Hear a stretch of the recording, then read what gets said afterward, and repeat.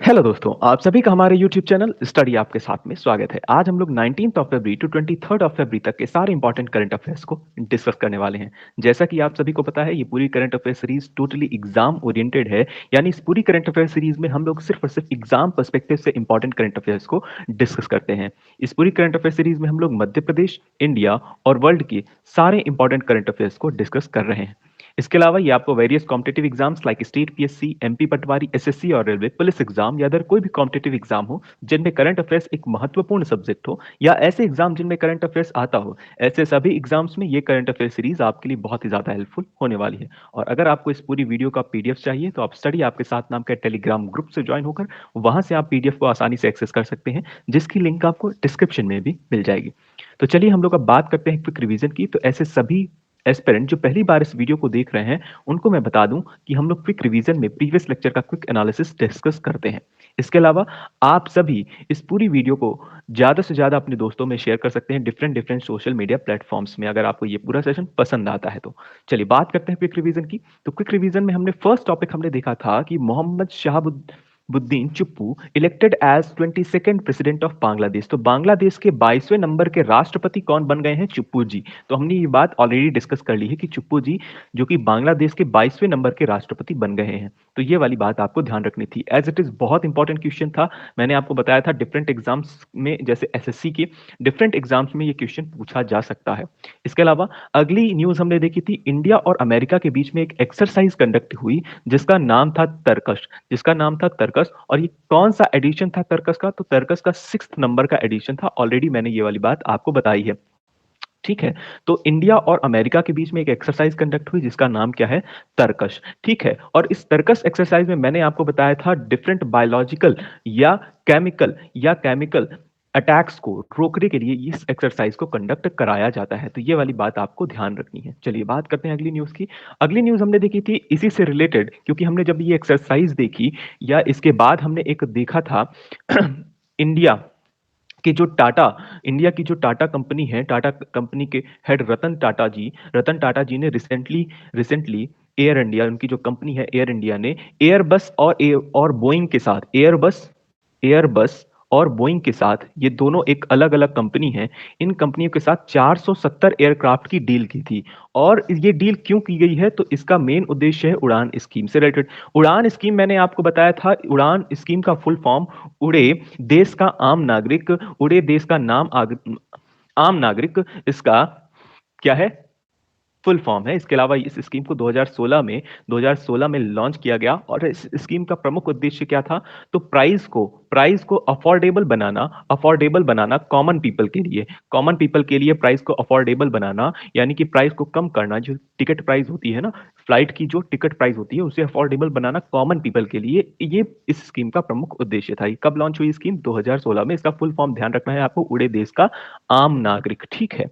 चलिए बात करते हैं अगली न्यूज की। अगली न्यूज हमने देखी थी मध्य प्रदेश से रिलेटेड। मध्य प्रदेश से ये रिलेटेड ये न्यूज अपने आप में बहुत इंपॉर्टेंट है।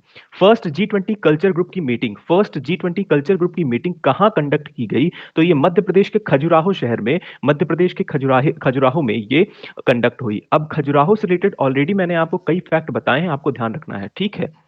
तो प्रीवियस लेक्चर में आप जाइए और वहां से आप सारी चीजों को कवर कीजिए।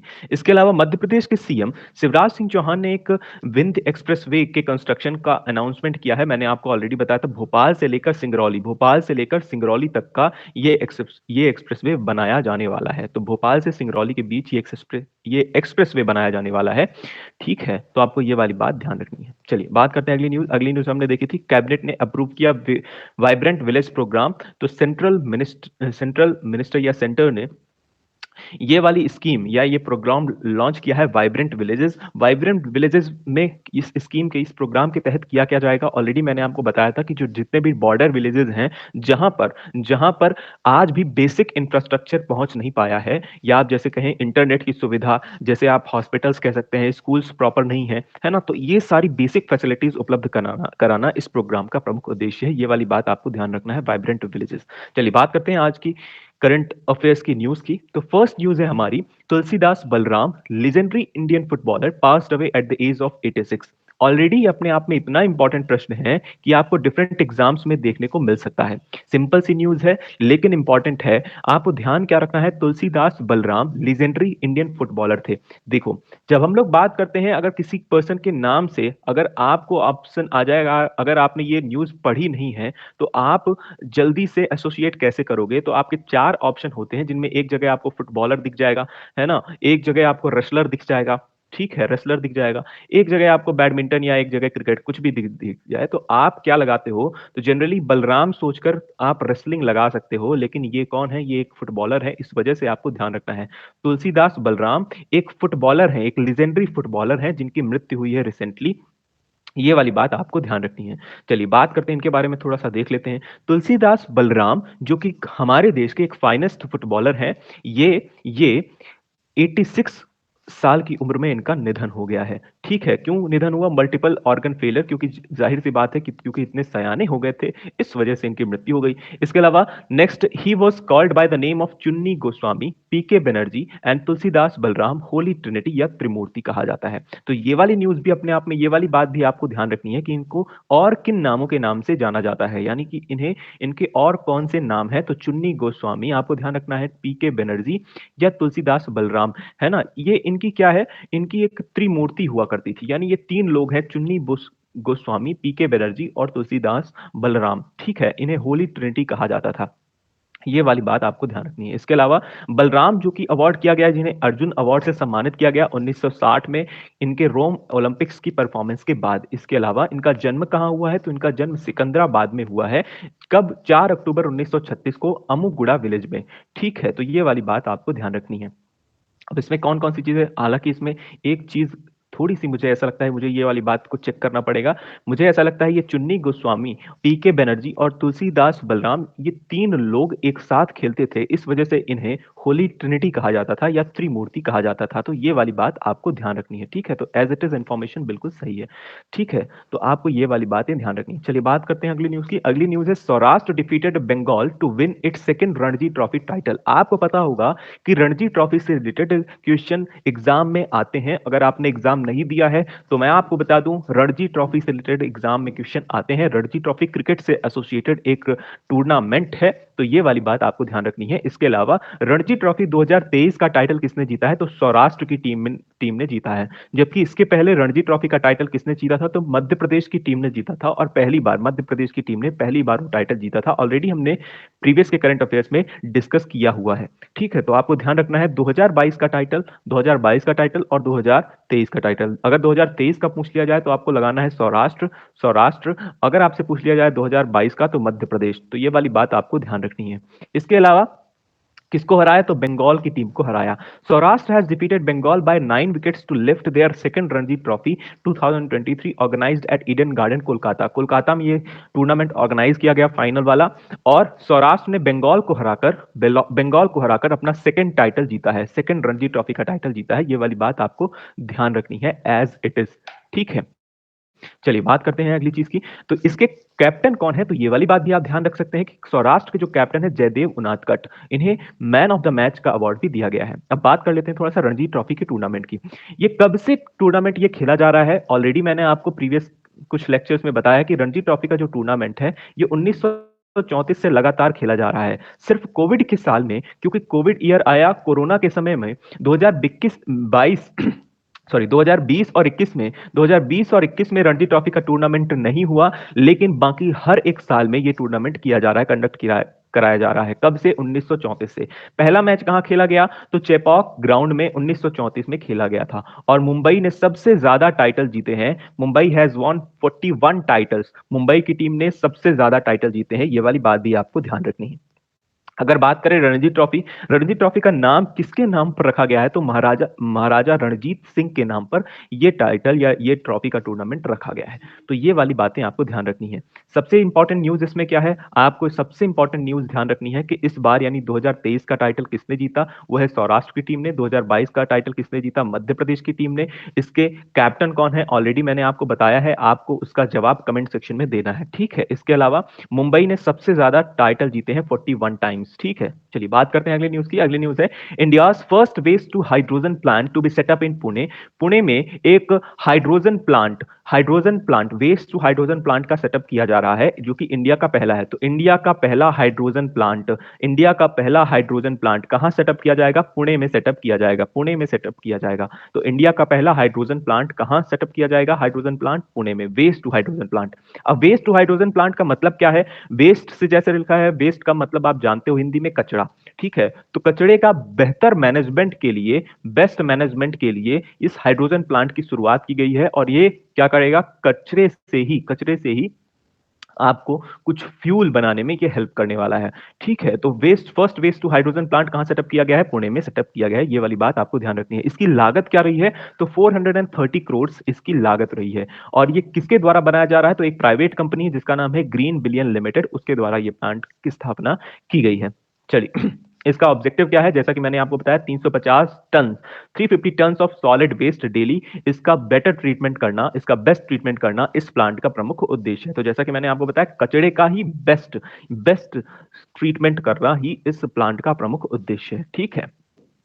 चलो, इससे क्या होगा? इसकी वजह से 10 ton of hydrogen, 10 ton of hydrogen को प्रतिदिन निकाला जाएगा या प्रोड्यूस किया जाएगा। मतलब आप सोचो, 350 टन है सॉलिड वेस्ट और उससे 10 टन हाइड्रोजन निकाला जाएगा कचड़े से। सोच रहे हो? कचड़े से क्योंकि निकाला जाएगा हाइड्रोजन, इस वजह से अपने आप में बहुत इंपॉर्टेंट है, क्योंकि कचरे का वैसे बेटर मैनेजमेंट कैसे किया जा सकता है? तो एज अ फ्यूल किया जा सकता है, हाइड्रोजन के रूप में किया जा सकता है। तो कचड़े से कई सारी चीजें हो रही हैं, है ना। कचरा जो कि आप लोग आज के पहले, यानी कि आप उस जमाने के जरूर होंगे कि जब आप सेकंड, थर्ड, फोर्थ, 10th या 12th कर रहे होगे, तब सिर्फ कचरा हर जगह आपको देखने को मिलता था। लेकिन आज के टाइम पर कचड़े से ही कई सारे नए प्रोडक्ट बनाए जा रहे हैं, कई बार उनको रिसाइकल करके कुछ नया इनोवेशन किया जा रहा है। इस वजह से ये अपने आप में बहुत अच्छी चीज है।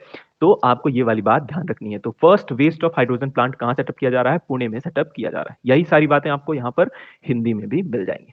चलिए बात करते हैं अगली न्यूज। अगली न्यूज जो कि अपने आप में बहुत ज्यादा इंपॉर्टेंट है, बहुत ज्यादा इंपॉर्टेंट है, इतनी इंपॉर्टेंट है कि किसी न किसी एग्जाम, जैसे कि मैं बात करूं एमपीपीएससी का, ये फेवरेट क्वेश्चन हो सकता है इस साल का। तो आपको ये वाली बात ध्यान रखनी है। गवर्नमेंट ने अपॉइंट किया है BVR Subrahmanyam as the new CEO of NITI Aayog. NITI Aayog जिसे प्लानिंग कमीशन पहले कहा जाता था, लेकिन अब 2015 से इसे क्या कहा जाता है? ये इसे कहा जाता है नीति आयोग। तो नया नामकरण किया गया है। नीति आयोग के नए सीईओ, चीफ एग्जीक्यूटिव ऑफिसर, जिन्हें इसका फुल फॉर्म क्या है? चीफ एग्जीक्यूटिव ऑफिसर, कौन बन गए हैं? तो बीवीआर सुब्रमण्यम इसके नए सीईओ बन गए हैं। ये ऑलरेडी अपने आप में बहुत इंपॉर्टेंट क्वेश्चन है। ये वाली बात आपको एज इट इज ध्यान रखनी है। इसके पहले बीवीआर सुब्रमण्यम क्या काम करते थे? तो चीफ सेक्रेटरी थे जम्मू एंड कश्मीर के, चीफ सेक्रेटरी थे जम्मू एंड कश्मीर के, और एडिशनल चीफ सेक्रेटरी थे छत्तीसगढ़ के। तो ये वाली बात भी आप चाहें तो ध्यान रख सकते हैं, ठीक है। सिंपल सी बात है, यही वाली बात आपको ध्यान रखनी है। अब मैं आपको बता दूं नीति आयोग के बारे में। तो नीति आयोग के बारे में ऑलरेडी मैंने कई सारी चीजें बताई हैं, जैसे कि इसके चेयरमैन कौन होते हैं। तो इसके चेयरमैन, हमेशा ध्यान रखना है आपको, प्राइम मिनिस्टर इसके चेयरमैन होते हैं। तो प्राइम मिनिस्टर, आपको ध्यान रखना है, इसके चेयरमैन होते हैं। तो चेयरमैन कौन होते हैं, यानी अध्यक्ष कौन होते हैं? Prime minister. Current prime minister जो भी होंगे वही होंगे इस आयोग के प्रमुख अध्यक्ष, ठीक है, मेन अध्यक्ष। तो ये वाली बात एडिशनल आपको ध्यान रखनी है।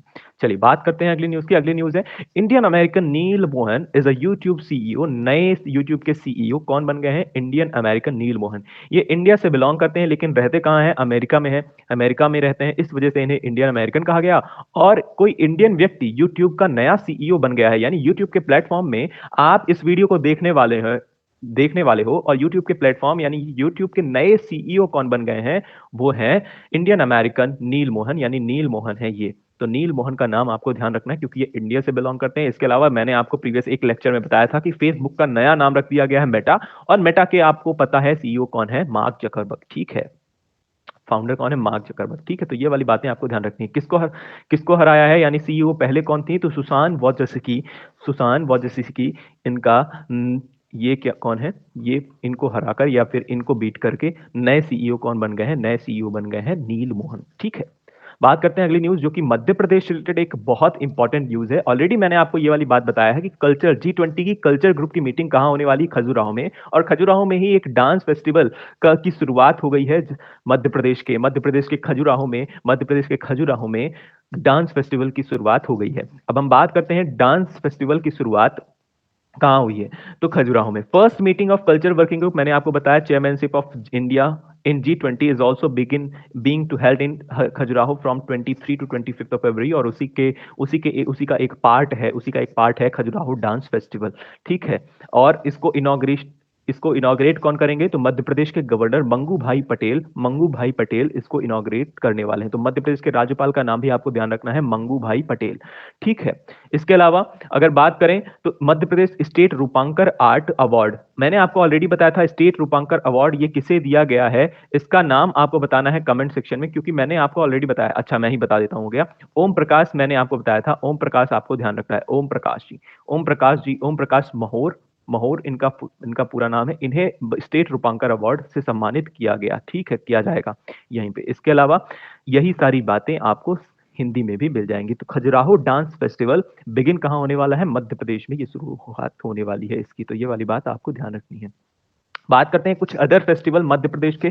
तो मध्य प्रदेश के कुछ अदर फेस्टिवल में सबसे पहले है लोक रंग फेस्टिवल, जो कि कहां कंडक्ट किया जाता है? तो ये भोपाल शहर में किया जाता है। तो आपको एज इट इज प्रश्न पूछा जाता है कि लोक रंग फेस्टिवल कहां होता है? तो ये लोक रंग फेस्टिवल भोपाल में ऑर्गेनाइज किया जाता है। इसके अलावा अखिल भारतीय कालिदास समारोह उज्जैन में ये कंडक्ट किया जाता है, यानी उज्जैन में ये समारोह कंडक्ट किया जाता है। तो अखिल भारतीय कालिदास समारोह उज्जैन, ऑलरेडी ये इतने इंपॉर्टेंट फेस्टिवल्स हैं, ये एक लिस्ट है फेस्टिवल की, जो कि डिफरेंट डिफरेंट मध्य प्रदेश के एग्जाम में कई बार पूछा गया है। जैसे अगर मैं बात करूं जेल प्रहरी की, इसके अलावा अगर मैं बात करूं तो ये पटवारी के डिफरेंट शिफ्ट में पूछा जा चुका है। इसके अलावा फॉरेस्ट गार्ड में भी पूछा गया है। ठीक है, तो डिफरेंट डिफरेंट एग्जाम्स में, एएनएम का एग्जाम आप ले लीजिए, तो कई मध्य प्रदेश के कई एग्जाम्स में फेस्टिवल से रिलेटेड क्वेश्चन आए हैं। तो लोक रंग फेस्टिवल आपको ध्यान रखना है भोपाल, अखिल भारतीय कालिदास समारोह उज्जैन। इसके अलावा भगोरिया हाट फेस्टिवल ये वेस्ट निमार खरगोन और झाबुआ का एक प्रमुख त्योहार है। ये वाली बात भी आपको ध्यान रखना है, भगोरिया हाट फेस्टिवल। इसके अलावा उज्जैन कुंभ मेला उज्जैन में, ये वाली बात तो आपको याद ही रहेगी। इसके अलावा मालवा उत्सव, बिल्कुल मालवा रीजन यानी कि इंदौर और उज्जैन में ये कंडक्ट किया जाता है।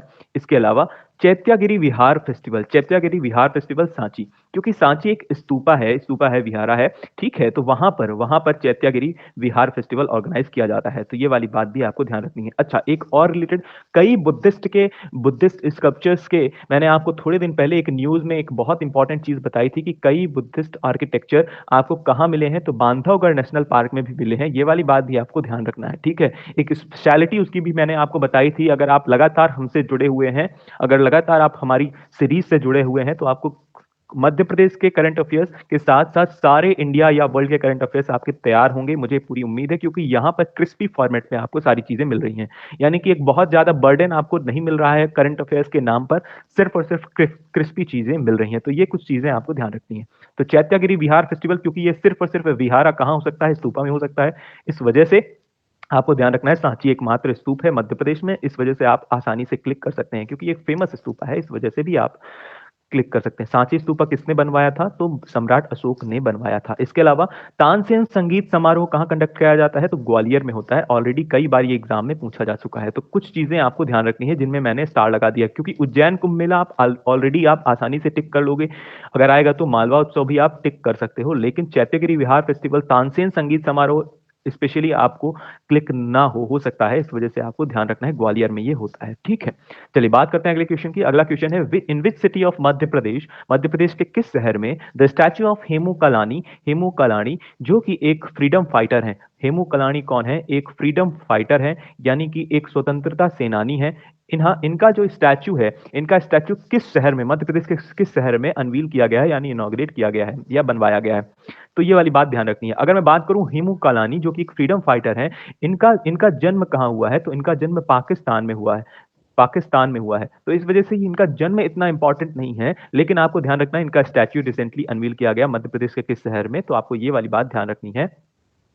तो इसका सही जवाब है भोपाल। तो भोपाल में इनका स्टैच्यू अनवील किया गया है। चलिए बात करते हैं अगली न्यूज की। अगली न्यूज भी अपने आप में इतनी इंपॉर्टेंट है कि किसी न किसी एग्जाम में देखी जा सकती है। तो मध्य प्रदेश का पहला श्री अन्न संग्रहालय कहां कहां होने वाला है? तो ये से बनाया गया है सीधी जिले में। तो मध्य प्रदेश का जो सीधी जिला है वहां पर पहला श्री अन्न संग्रहालय बनाया गया है। संग्रहालय यानी म्यूजियम। म्यूजियम में क्या चीजें रखी रखी जाती है? म्यूजियम में बेसिक सी बात है या बिल्कुल नॉर्मल सी बात है कि पुरानी चीजें रखी जाती हैं। यानी किन किन चीजों की मदद से अन्न, किन किन चीजों में अन्न का उपयोग होता था। जैसे आप कह सकते हैं एक सूपा, ठीक है, आपने सुना होगा आप सभी के घर में अगर नहीं भी हो तो आपने सुना होगा सूपा, जो कि चावल दाल कुछ भी फटकने के काम में आता था। इसके अलावा आपने सुना होगा चक्री। चक्री जिससे दाल दाल अगर दाल खड़ी दाल को तोड़ा जाता था, ब्रेक डाउन किया जाता है चक्री से, ठीक है। तो ये सारी चीजें आपको ध्यान रखनी है। इसके अलावा सिलौटी आपने सुना होगा, है ना, सिलबट्टा सुना होगा। तो ये सारी चीजों का, क्योंकि ये सारी चीजें आने वाले टाइम पे, मूसर सुना होगा आपने, बिल्कुल मूसर तो सुना ही होगा, मूसर मूसर सुना होगा। तो ये सारी चीजें क्या है, समय के साथ विलुप्त होती जा रही हैं, है ना, समय के साथ, क्योंकि नई टेक्नोलॉजी आ रही है। नई टेक्नोलॉजी आज के टाइम पे मिक्सर आ चुका है, ठीक है। तो ये सारी चीजें विलुप्त होती जा रही हैं। तो नई टेक्नोलॉजी के आते ही ये सारी पुरानी चीजें विलुप्त होती जा रही हैं। इस वजह से इनको संरक्षित करने के लिए, आप सोचो, इनको संरक्षित करने के लिए एक म्यूजियम बनाया गया, यानी श्री अन्न संग्रहालय बनाया गया। और ये पहला श्री अन्न संग्रहालय है पूरे मध्य प्रदेश का। कहां पर? तो सीधी जिले में ये बनाया गया। सीधी जिले में भी कहां? तो सीधी जिले के खुखरा गांव में। खुखरा गांव में, अब मैं थोड़ा सा यहीं पे बता देता हूं, खुखरा गांव कहां है? तो खुखरा गांव कुश्मी में है, ठीक है, कुश्मी तहसील के अंतर्गत आता है खुखरा गांव। वहां पर श्री अन्न संग्रहालय सीधी में, मध्य प्रदेश का जो कि पहला अन्न संग्रहालय है, बनाया गया, ठीक है। तो यहाँ पर कौन कौन सी चीजें हो सकती हैं, मैंने आपको ऑलरेडी बता दिया है। मूसर हो सकता है, चक्री हो सकती है, ठीक है। तो इस तरह से आपको चीजें यहाँ पर देखने को मिल जाएंगी। इनको ही संरक्षित किया गया है। तो कई लोगों के गांव में, घरों में आज भी वो सारी चीजें होंगी, लेकिन समय के साथ, क्योंकि समय बहुत तेजी से बदल रहा है, इस वजह से ये सारी चीजें विलुप्त होती जा रही हैं। आज कई घरों में ये सारी चीजें नहीं है। और हो सकता है आपकी आने वाली पीढ़ी इन्हें देखने जाए, कहाँ पर? म्यूजियम में देखने जाए, ठीक है, कि बब्बा दादी हमारे इस तरह की चीजें क्या करते थे, उपयोग में लाते थे, ठीक है। तो सिंपल सी बात है, पहला अन्न संग्रहालय म्यूजियम सीधी के आदिवासी बहुल कुसमी के खुखरा गांव में इसी माह बनाया गया है। इस संग्रहालय में वर्षों पुराने श्री अन्न प्रसंस्करण यंत्र, कृषि यंत्र या पौधे रखे गए हैं। इस संग्रहालय में कोदो, आमागोद, डडकी, लदरी, कुटकी की मेजरी, अटकी, मेड़ो, गुड़रू, समा, रागी, फाग, देसी ज्वार, झलरी, देसी मक्का, पीला या सफेद बाजरा शामिल है। यानी कि ये सारे क्या हैं? ये सारे आपके बीज हैं, है ना, पुराने बीज हैं, इन्हें रखा गया है। इसके अलावा कोदो व कुटकी और ज्वार का पौधा भी सुखाकर रखा गया है। तो सिंपल सी बात है, इन सारी चीजें, क्योंकि ये सारी चीजें आज के टाइम पे हो कम रही हैं, है ना, तो इस वजह से इन चीजों को रखा गया है। चलिए बात करते हैं अगली न्यूज की। अगली न्यूज है मध्य प्रदेश से रिलेटेड, एक बहुत इंपॉर्टेंट न्यूज है कि नया एयरपोर्ट बनने वाला है। कहाँ? तो मध्य प्रदेश के रीवा शहर में। रीवा शहर में मध्य प्रदेश का 6वां 6 नंबर का एयरपोर्ट बनने वाला है, अभी बना नहीं है, ध्यान रखना है, बनने वाला है। तो रीवा में नया 6 नंबर का एयरपोर्ट कहाँ कहाँ मौजूद है? तो मध्य प्रदेश के विंध्य को एयरपोर्ट के रूप में नई सौगात मिलने वाली है। यहाँ भोपाल, इंदौर, जबलपुर, ग्वालियर और खजुराहो के बाद, यानी भोपाल, इंदौर, जबलपुर, ग्वालियर और खजुराहो में ऑलरेडी एयरपोर्ट मौजूद है। और 6वें नंबर का हवाई अड्डा कहाँ होने वाला है? रीवा में। इसका शिलान्यास हो चुका है, ठीक है, तो इसका शिलान्यास ऑलरेडी किया जा चुका है। ज्योतिरादित्य सिंधिया ने इसका इनॉग्रेशन किया है। तो इसकी जो लागत है, ये वाली बात भी आप ध्यान रख सकते हैं, 240 करोड़ रुपए, 240 करोड़ रुपए आप ध्यान रख सकते हैं, इसकी लागत है, ठीक है। तो नया एयरपोर्ट कहाँ बनने वाला है? तो मध्य प्रदेश के रीवा, क्योंकि रीवा ऑलरेडी इतना ज्यादा डेवलप हो चुका है कि उसे इस वजह से वहां पर एयरपोर्ट लाना बिल्कुल बिल्कुल स्वाभाविक सी बात है। बात करते हैं आज के प्रैक्टिस क्वेश्चन की। आज का हमारा फर्स्ट क्वेश्चन है स्वराज पॉलिसी 2023। ऑलरेडी मैंने प्रीवियस लेक्चर में आपको बताया था, जो कि मध्य प्रदेश में ये लॉन्च की गई स्वराज पॉलिसी 2023। ये बेसिकली किस सेक्शन ऑफ सोसाइटी को बेनिफिट करती है, यानी कि सहायता प्रदान करती है? जनरल कैटेगरी, ओबीसी, ईडब्ल्यूएस या एससी या एसटी कैटेगरी, इनमें से कौन सी कैटेगरी को ये स्वराज पॉलिसी हेल्प करती है? इसके अलावा मैंने आपको बताया था इसके तहत क्या किया जाता है, हाउसिंग की जाती है। तो ये हाउसिंग से रिलेटेड ये एक प्रमुख पॉलिसी है, ये वाली बात आपको ध्यान रखनी है। इसका जवाब आप कहां देंगे? कमेंट सेक्शन में देंगे।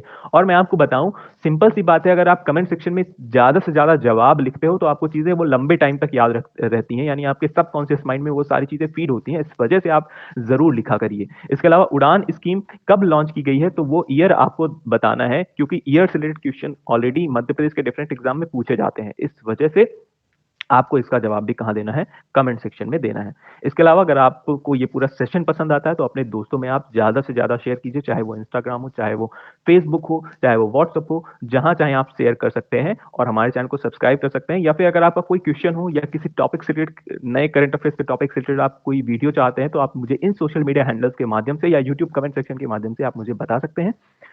इसके अलावा अगर आपको ये पूरा सेशन पसंद आता है तो अपने दोस्तों में ज़्यादा से ज़्यादा शेयर कीजिए। हम लोग फिर से मिलेंगे अपने नेक्स्ट लेक्चर में, तब तक के लिए थैंक यू, टाटा, बाय-बाय।